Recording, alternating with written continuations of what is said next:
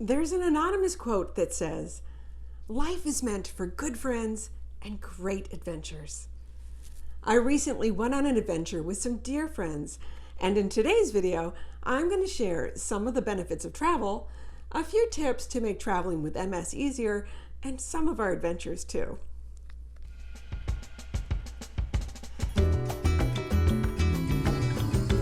Hello, my dear friends, and welcome. I recently took that big plane to Hawaii with 4 of my dearest friends. It was my first big trip since the beginning of the pandemic, and it was amazing. I consider taking trips with friends or family an essential form of self-care. It's important for us to do things that are restorative to our souls. Do you do this? I invite you to do things that are restorative to your soul. MS comes with lots of challenges, and 2 of those can be isolation and depression. Traveling with others can help with both of these.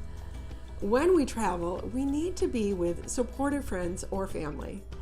I spent the week with some of the people that I'm closest to on the planet. They feed my soul, and I feel completely safe with them. They extend an arm when needed if the ground is rocky or possibly slick when it's wet, and they understand that I may not participate in every activity due to my symptoms. They care for me in a way that's not hovering or pitying, and they never make me feel less than. They also know that I am a grown-up woman and I will ask for help if needed, or will excuse myself to rest if needed. Communicating and letting them know of my needs is really important. As MS has many invisible symptoms, people can't always see what's happening with us. It's up to us to communicate and let others know when we can or can't do something if our symptoms are flaring. So that's tip number 1. Choose supportive people to travel with and communicate well with them. Traveling takes planning, and when traveling with a chronic condition, there's a few extra things to consider. Part of how I live well with my MS is through eating a whole food, plant-based diet, so I have to make plans to ensure that I have food to eat. I notified the airline that I would need a vegan meal, but I also had backup plans, and it was a good thing that I did because on my 9-hour flight, my vegan meal was not there. I was able to eat the fresh fruit from the standard meal that they did have, but I always make sure to have snacks with me that I can eat. One of my favorites is Larabars. They're great. They have very simple ingredients that are delicious and minimally processed. I also like to bring dry roasted edamame. These are a great high protein snack that also help with my hot flashes. And I will put links below to these. I also stop at a local grocery store when I first arrive to pick up some fresh fruit like bananas to have on hand. Bananas are a great source of fiber, potassium, magnesium, and vitamin C. It's always good to have healthy and easy to eat snacks so we don't get tempted by the junk foods that always seem to be around on vacations. I also pack all of my supplements in a daily pill container so I don't forget to take them.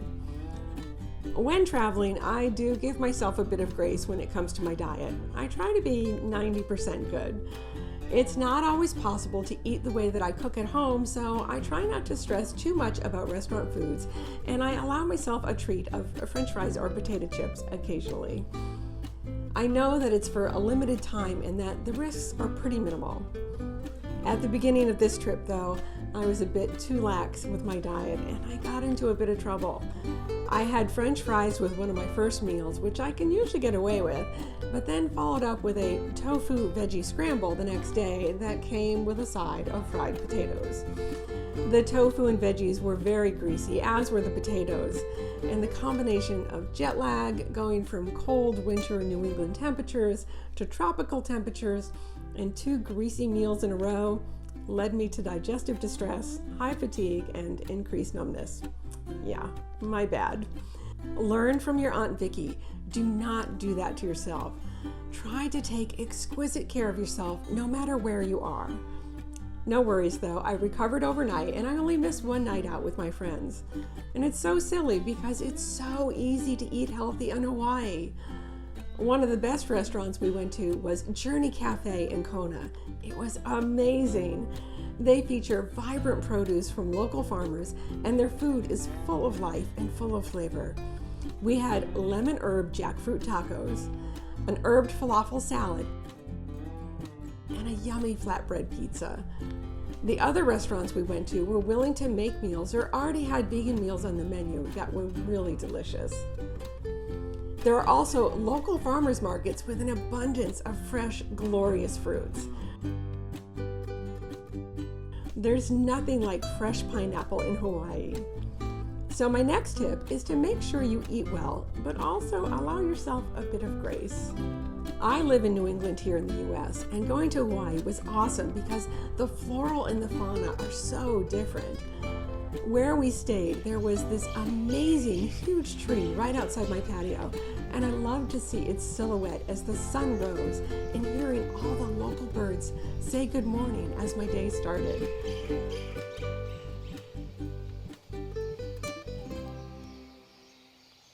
There are also many opportunities to explore gardens, trails, and volcanoes.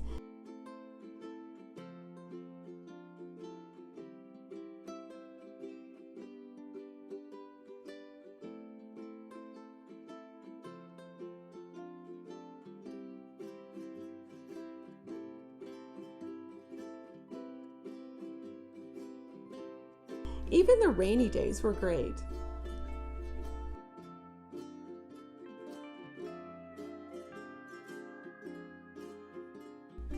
Connecting with nature has so many healthy benefits. It can lower our blood pressure, reduce anxiety and stress, and cause the stress hormone cortisol to reduce. The sights and sounds can also help reduce activity in our prefrontal cortex, which has a calming effect. Being near the ocean is wonderful too. The negative ions in the air near saltwater help us to feel happier.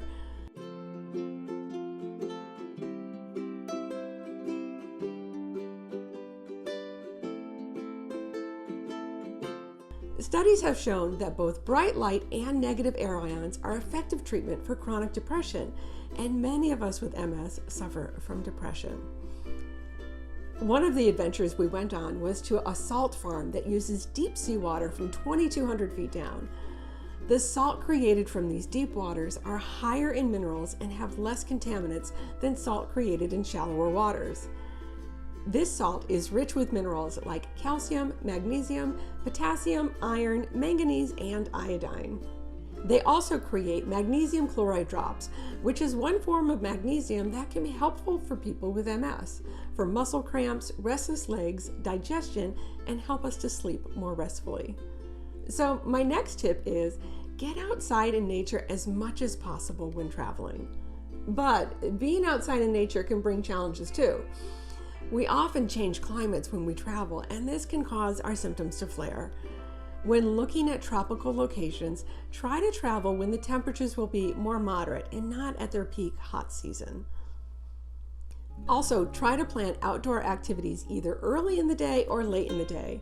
Spend midday inside, perhaps at museums or shopping. Which brings me to my next tip. Try to make sure where you're staying is comfortable and beautiful, as you may need to spend some time there if your symptoms flare. So you want to make sure it's enjoyable. Oh, and make sure to pack good shoes too. As I knew we'd be doing some hikes and that there was the possibility of being out in the rain, I brought my most supportive sneakers that had good treads. Be sure to bring canes, walkers, wheelchairs, or walking sticks to help if you know you might need an aid. It's good to have them there just in case. When traveling and spending a lot of time outside in possibly high temperatures, be sure to stay hydrated as well. This will help keep our temperatures down and help keep fatigue away. It can also be helpful to bring a cooling vest or cooling neckerchiefs. We're usually out of our normal routines when we travel, so it's helpful to plan ahead and train for it. I knew I'd be doing a lot more walking than I normally do on this trip, so I started training and increasing my daily walks and total steps per day in the months leading up to the trip. It definitely helped me to see more of the island and enjoy more time with my friends. As many of you know, in addition to my medication, I follow a 4-pillar approach to living well with my MS. A whole food, plant-based diet, regular exercise, good sleep, and kindness through compassion and mindfulness. Sleep is another key to traveling well. I did my best to sleep on the planes and also keep to a regular bedtime. When I don't get good sleep, my symptoms tend to flare and become annoying, so I really try to get the best sleep I can. My final tip is to plan for a day or two to recover after vacation is over. As much as we plan to take good care of ourselves on vacation, they can take their toll on us, especially if we're crossing time zones.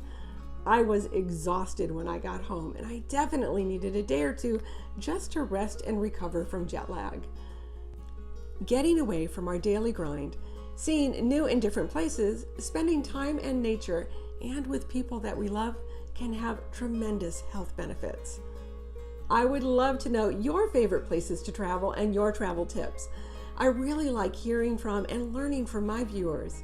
Let me know in the comments below. To see more on how I use diet to help me live well with my MS, watch this video next. Please be sure to like this video with a thumbs up and subscribe so you don't miss any upcoming videos.